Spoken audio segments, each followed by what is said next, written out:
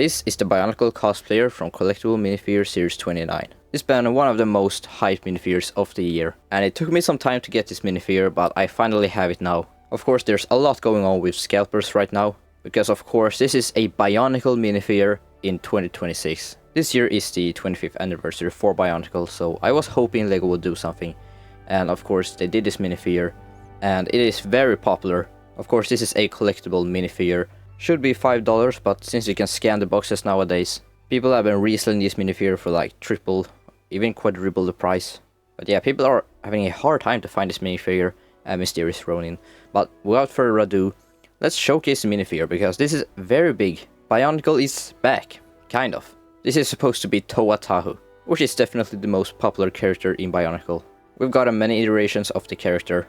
First time was in 2001 when the Bionicle theme came out, and this minifigure is supposed to represent that. They basically just taken Tahu and made him as a minifigure.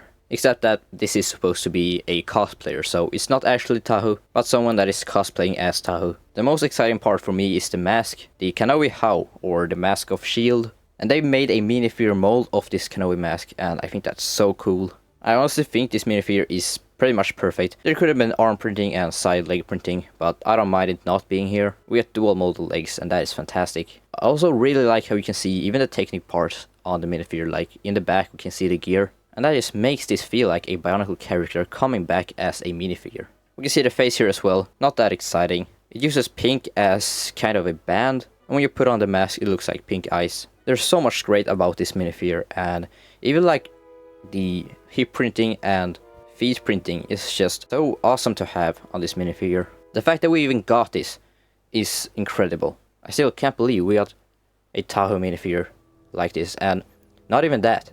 It's in a collectible minifigure series. But hear me out here, hear me out.